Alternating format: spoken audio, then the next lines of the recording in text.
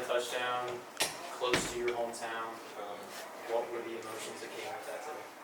It was great. Just being able to do that. Just still kind of bummed we didn't get the win. That's kind of the only thing I'm thinking about right now. So. How can you kind of go between like being happy that the offense was productive, you were able to score, while also realizing that there's more work to be done? Yeah, I mean, it just kind of override it. Like, can't even, like, I'm just thinking about, the loss for real. Like, trying to get others to buy in. The whole team to get on one page, so that's really good. I saw you talk to Tay Johnson walking out the field. Were you able to talk to any family members? So, Tay Johnson, I believe it was. Johnson? Yeah, you're talking to somebody from Notre Dame walking out the field. Anyway. Oh, you're talking about Tay? Yeah. Were you able to see any other friends or family coming up for this trip? Yeah, but yeah, I'm real cool with Tay, but he plays 7-on-7 together, like in high school, so.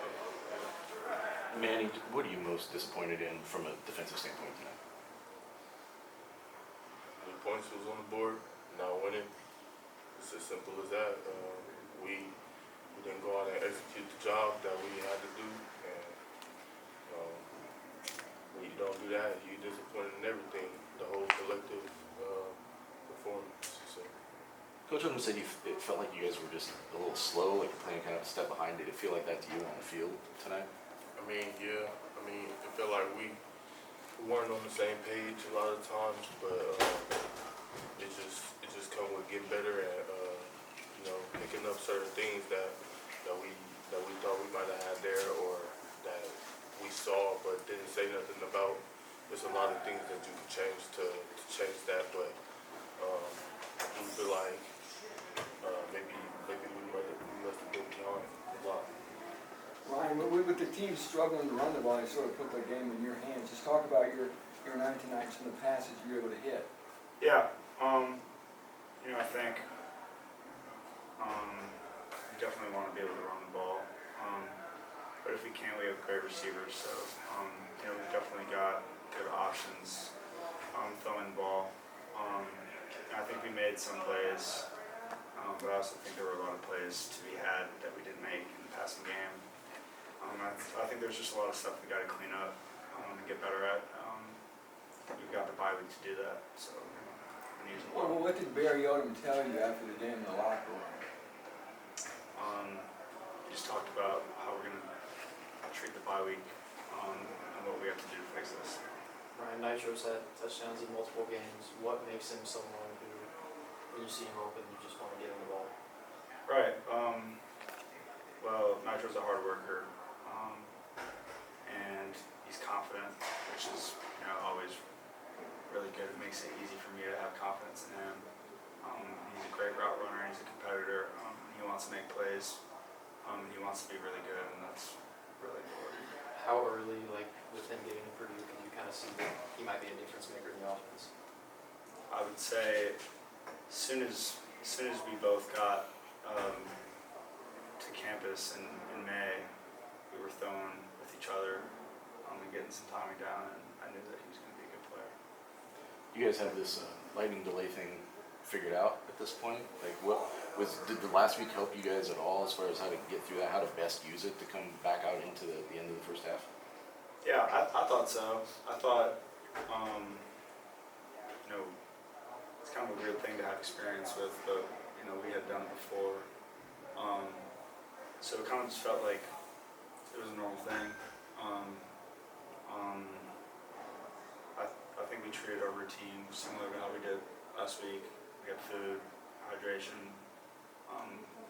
we warmed back up. I thought it went well.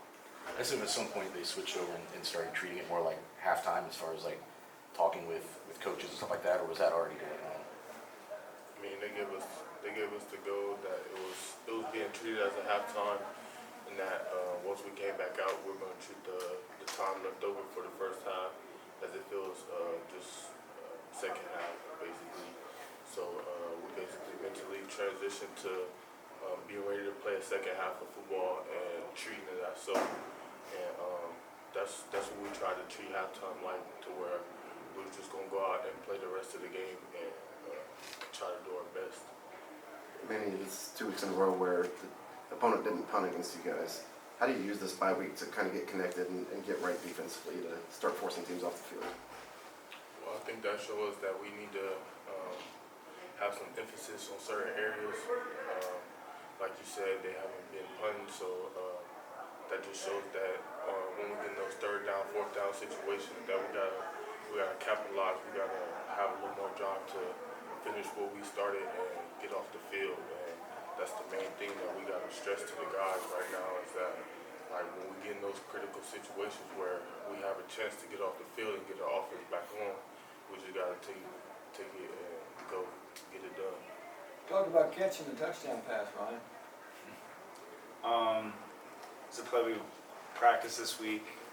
It's really a play I've never really seen anybody run before, so I was really excited about it. And Mock threw a perfect ball.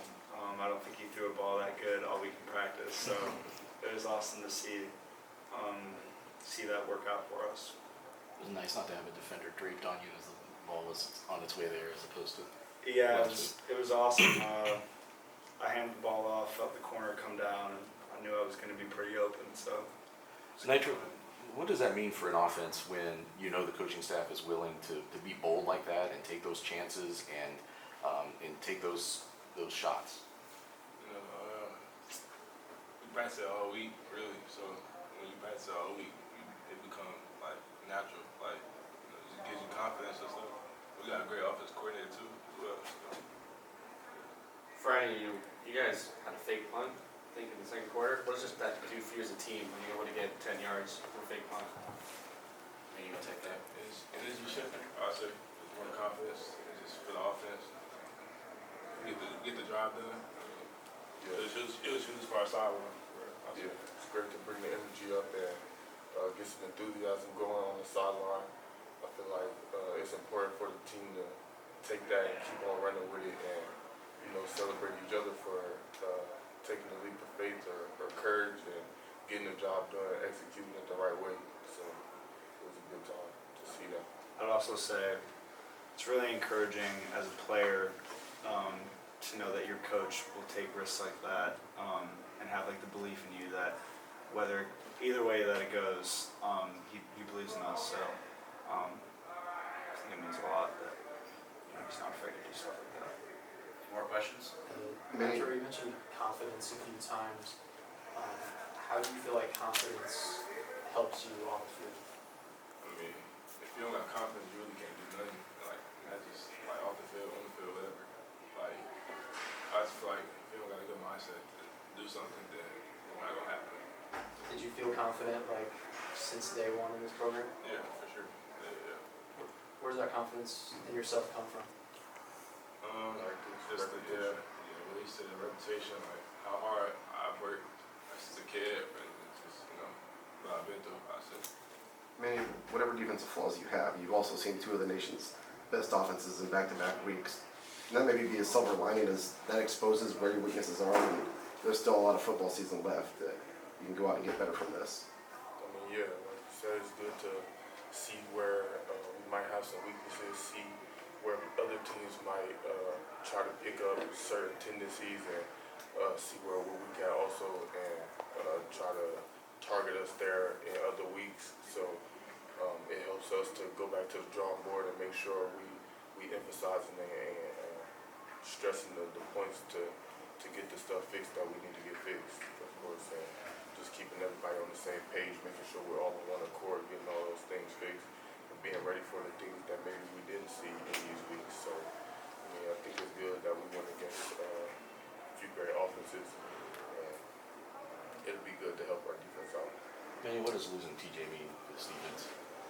Well, he's a great player in the inside, and I think he was very disruptive. So losing him was kind of a hit to us. But I think we got guys that's always been, keeping their eye on him, making sure they're learning from him and being ready to take that role whenever that comes. So I feel like my coach has always told me since I've been growing up, next man up, and whoever going in to that spot is going to be ready to go. So. All right. Thanks, guys. Thanks, everyone. Thank you.